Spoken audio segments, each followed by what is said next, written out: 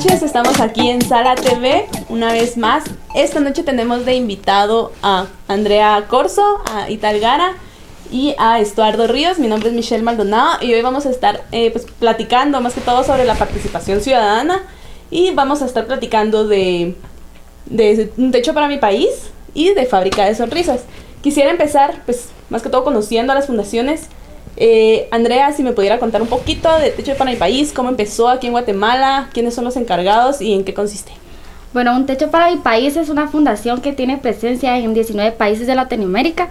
Comenzó hace 13 años en Chile por una iniciativa del padre Felipe Berrios, que ellos fueron a construir una iglesia, una comunidad de escasos recursos, y al ver el impacto que tenía construir esta iglesia en esa comunidad, decidieron que iban a empezar un plan de habilitación social y que iban a construir viviendas de emergencia para las personas que tenían escasos recursos, y así fue como comenzó en Chile.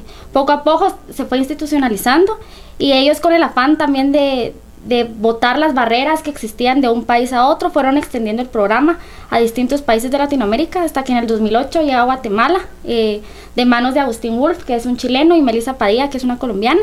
Lo llevaron como un proyecto de habilitación a la Universidad Marroquín, y los estudiantes líderes de la Marroquín, al encontrarse y con esa realidad de Guatemala que ellos desconocían y el impacto que tuvo con ellos, decidieron institucionalizarlo aquí también, y ahorita ya llevamos 2 años trabajando. El Techo para mi País es una fundación que trabaja en 3 etapas. Primero está la construcción de viviendas de emergencia, que es como que el primer paso de sacar a las familias de la extrema pobreza, dándoles una vivienda así de lo más mínimo, la verdad. Luego viene la habilitación social, que es cuando ya se empiezan a trabajar proyectos de desarrollo sustentable, donde trabajas el área económica, el área legal, la educación, la salud, todo esto para que la comunidad pueda como mejorar a través de cosas que ellos mismos entiendan y que ellos mismos puedan seguir manteniendo sin necesidad de que el techo esté siempre presente ahí. Y luego está la última etapa, que es la de vivienda definitiva, que es cuando ya se empieza a involucrar al gobierno con políticas de vivienda para que las personas ya no vivan en una vivienda de emergencia, que es la de 3 por 6 metros que se construye de madera, sino que ya vivan en una casa de concreto, y que se hagan como condominios, por así decirlo, donde se integren las escuelas, los hospitales y todos los servicios básicos para que una comunidad esté en perfecto estado. Y bueno, en Chile, en Argentina y en El Salvador ya se ha logrado. Entonces Guatemala, de aquí a unos años, esperamos que se logre también. Eso es por parte de Un Techo para mi País. Ahora, Ita, bueno, vamos a presentar a Ita. Ita realmente su nombre es Kibo. Perdón, Kibo. Sí. ¿Qué significa? Bueno, primero contame qué es Fábrica de Sonrisas, a qué se dedican y por qué tu nombre. Ok, bueno, pues Fábrica de Sonrisas comenzó en el 2007 aquí en Guatemala, con 10 jóvenes quienes la fundaron, que en la actualidad le llamamos Sonrisaurios. Ellos traen a Guatemala la idea de Patch Adams, de la fundación estadounidense, de llevar por medio de la risoterapia a los pacientes, ancianos, a los niños que están en orfanatorios, un poquito sacarlos de su enfermedad, de su soledad, por medio de la risoterapia.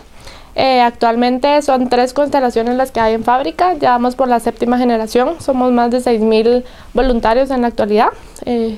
El proceso más o menos consiste en 6 meses que vamos a una escuela, en donde nosotros nos enseñan malabares, papiroflexia, globoflexia, nos llevan por un proceso de diferentes pláticas de cómo nosotros llevar a cabo esta risoterapia y cómo tratarla a los diferentes pacientes a los cuales visitamos. Utilizamos bata como la que tengo puesta, nariz, porque uno de los lemas de fábrica es que tenemos tanto amor en el corazón que se nos sube a la nariz, y por eso es roja.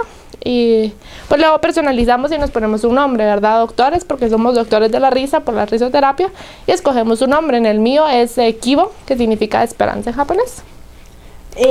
Bueno, más que todo quisiera saber la diferencia entre ustedes, que son doctores de la risa, y entre los payasos, porque o sea, se puede confundir mucho y hay maneras de tratar a las personas como payasos, y pues ustedes que son doctores de la risa.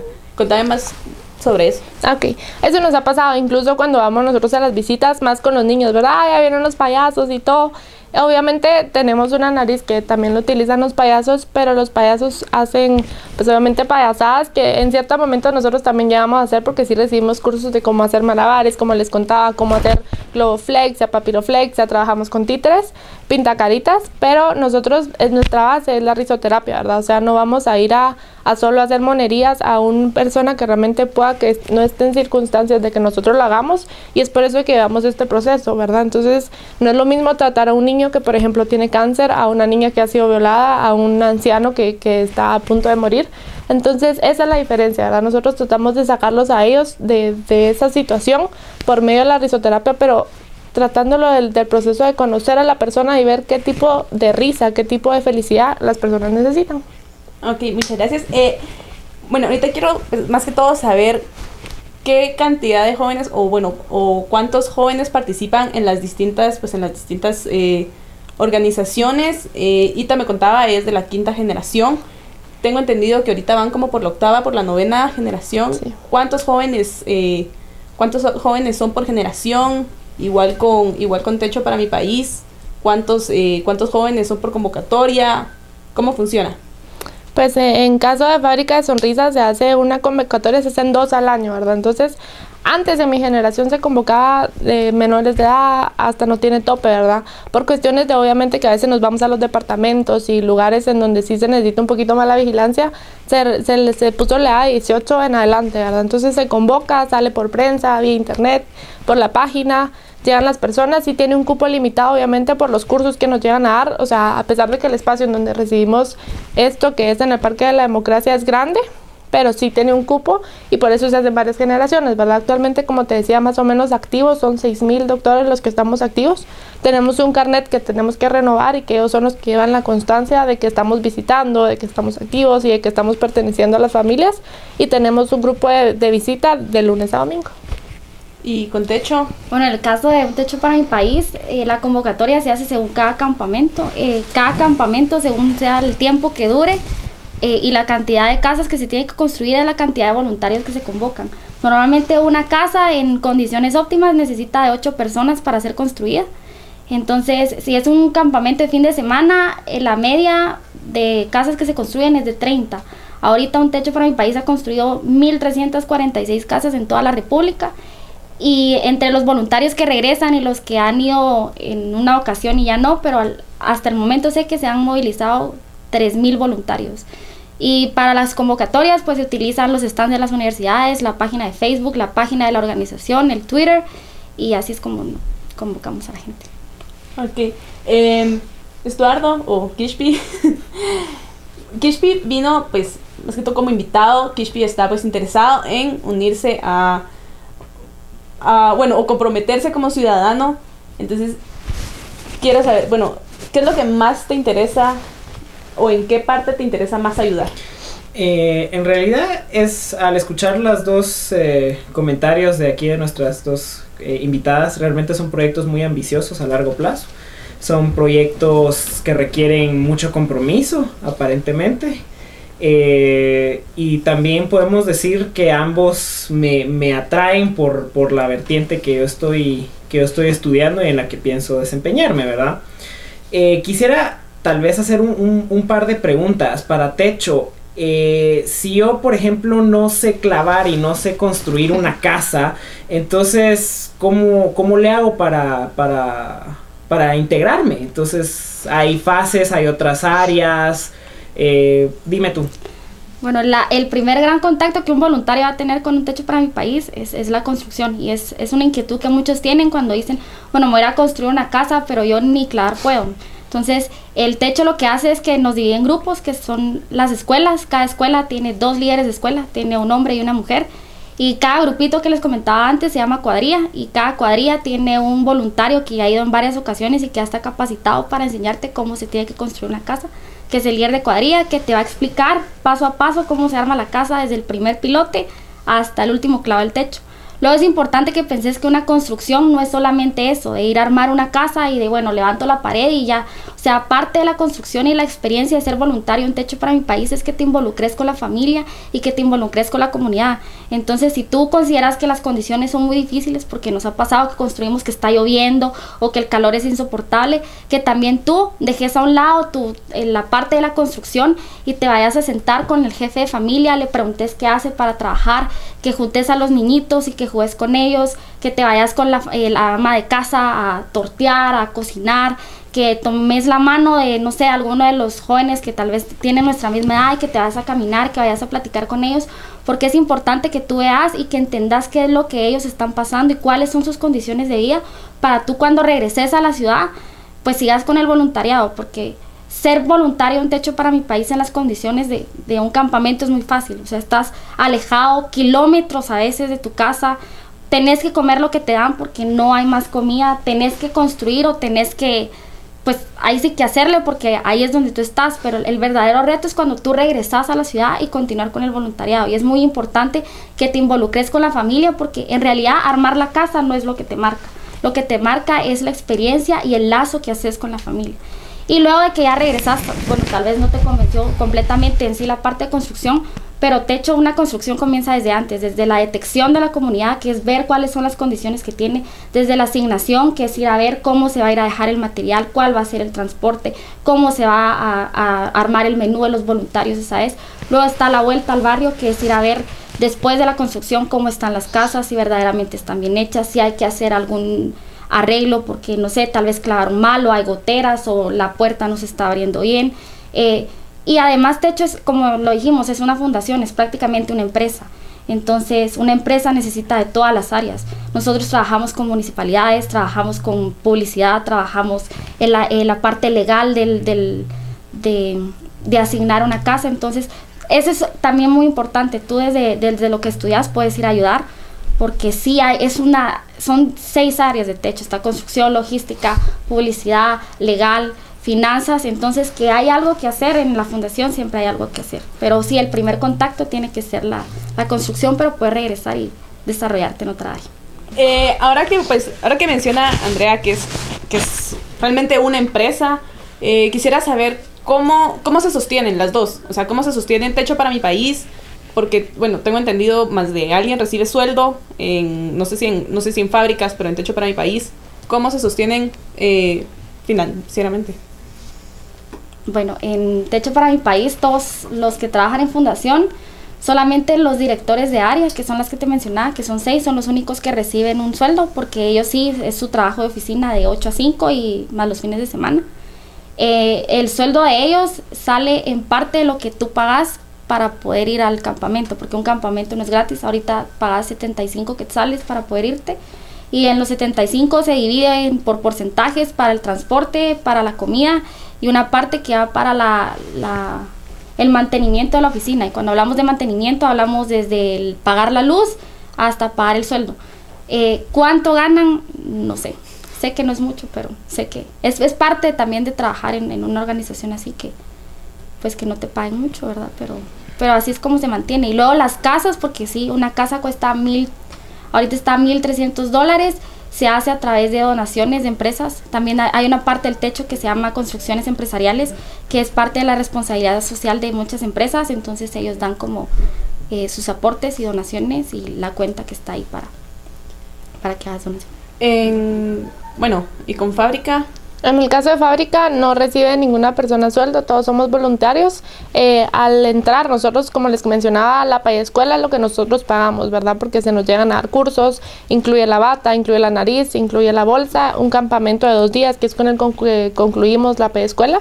Entonces cada voluntario da una cuota, en mi caso fueron 500 quetzales, que incluye eso, la estadía del campamento y obviamente para mantener nuestras cosas, ¿verdad? Pero no, ninguno de los voluntarios recibe sueldo porque, como decía Andrea, en este caso no hay una sede que es en donde a veces vamos a recibir juntas y cosas así, pero no hay personas encargadas que estén trabajando de 8 a 5, ¿verdad? Todo es un voluntariado y simplemente lo hacemos para tener nuestras cosas.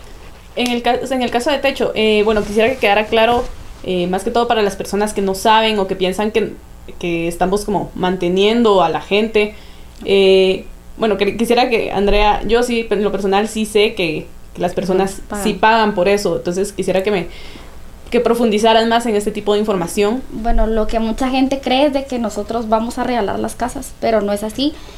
Parte de lo que se busca es que la gente vea que sí está la oportunidad de desarrollarse, pero que el desarrollo viene con el trabajo. Entonces, si les regalas las cosas, ellos como que se acomodan. Entonces, sí se les cobra menos del 10% de la casa en quetzales, de lo que es el valor real de la casa, son 800 quetzales. Que la verdad, cuando a mí me pasó, cuando yo fui líder de escuela, que ir a cobrar 800 quetzales uno lo ve mínimo. Pero a mí me pasó que había gente que se me hincaba que por favor les diera la casa, que ellos iban a trabajar durante meses para pagarla porque viven con menos de 8 quetzales al día. Entonces uno lo ve mínimo, a nuestra posición lo ve mínimo, pero a la gente que le vas a ayudar es su vida entera prácticamente, porque sí les pagan 30 quetzales al día. Donde yo construí les pagan 30 quetzales al día. Entonces ir y decirles que tienen que pagar 800 quetzales por una casa, a ellos se les descuadra totalmente su presupuesto. Pero es parte de lo que queremos también, que vean que las oportunidades sí están, pero hay que trabajar por ellas. Y pues cobrarles es también una manera de fomentar eso, del trabajo y del desarrollo. Y pues también, como te decía, somos una fundación que trabaja 24/7 y sí se necesita el dinero para poder ayudar a más gente, necesitamos el dinero de esa. Yo tengo una pregunta, pues, como que bien importante, pero no quiero sonar como insensible. Sé que, o sea, los resultados de techo pues son tangibles, pero ¿qué hay con la risoterapia? O sea, ¿qué resultados me podés decir? Esto logramos, o qué han evitado, no sé si, o sea, no sé cómo ponerlo para no sonar como mala, ¿verdad? Pero, o sea, vemos 1,345 casas construidas, pero ¿qué resultados vemos con Fábrica de Sonrisas? Te lo voy a poner tal vez con una experiencia que es de la manera en que nosotros logramos ver cómo estamos haciendo efecto en las personas. En una de las visitas nos tocó ir al antiguo Guatemala. Ahí hay un centro de rehabilitación de niñas y de adolescentes que son violadas, que son maltratadas, que son sacadas de bares, que son sacadas de la casa. En su mayoría, como les digo, han sido violadas desde los 12 años. Cuando nosotros entramos, obviamente niñas en posiciones fetales, niñas cortadas, niñas con bebés en manos. Y realmente el llegar a esas niñas y lográrteles acercar, porque eso es uno de los miedos, como dices, cómo acercártele a una niña que tú sabes que a sus 12 años fue violada, que a sus 15 años probablemente tenga un bebé que vivió en sus calles, y en esas cosas es difícil. Entonces realmente lograr acercártele y sacarle una sonrisa a esa persona, lograr quitarle de la memoria todo lo que ella ha sufrido, aunque sea las 2-3 horas que nosotros visitemos, obviamente es algo gratificante y es algo que sabes que está dejando un poquito en ella una esperanza de que existen cosas buenas en ese mundo tan malo que le ha tocado vivir. No sé si, bueno, pues Andrea tendrá alguna pues, anécdota o una historia que pues, experiencia que la haya impactado tal vez de sus viajes a construir. Yo creo que la primera vez que construí una casa fue pues verdaderamente cuando decidí regresar. Fue en San Juan, Zacatepeques, se llamaba Don Rosalío, era el jefe de familia. Y él vivía entre un tonel, 3 pedazos de lámina y un nylon. Y era Don Rosalío, tenía mi edad, bueno, en ese momento eran 21 años, y estaba casado con doña Jimena, que tenía 20. Y ver o sea, enfrentarme a alguien que tenía mi edad y que vivía en eso, en un tonel, que mi cuarto era el doble de más grande de lo que le iba a construir, y ver como cuando se la entregué, la felicidad con la que me agradecía y de decirme que, porque en ese momento Jimena estaba embarazada, de que prácticamente les habías cambiado la vida porque ellos no tenían en dónde vivir, y darles lo que para mí era algo muy precario, pero para ellos significaba la vida. Y recibir la llamada de que ya había nacido la bebé, recibir el hecho de que Jimena iba a seguir estudiando porque se había quedado en la primaria, iba a seguir estudiando en una escuela nocturna, que él era carpintero y le pagaban 20 quetzales al día y hacía muebles de los que hacen en San Juan, Zacatepeques, que yo creo que todos sabemos cómo son, que los venden carísimos, y un gringo le pagaba 20 quetzales. Y enterarte justamente 8 meses después de que, después de todo el trabajo que fue a hacer techo, los vecinos de esa comunidad se organizaron y ahora ellos son los que están haciendo sus muebles y ellos les están poniendo el precio y para ellos va el dinero. Entonces ver que sí logramos cambiar totalmente cómo una comunidad se veía a sí misma, porque muchas veces lo que pasa es de que ellos no saben cómo están, y cuando viene un gringo y les dice, bueno, esto es lo que cuesta y esto es lo que te vamos a pagar, y ellos no tener la oportunidad de saber que pueden hacer algo más con eso, y no sé, justamente eso, será mi primer familia. Muchas gracias, mi nombre es Michelle Maldonado, una vez más en Sala TV. Hey, party people. Hey.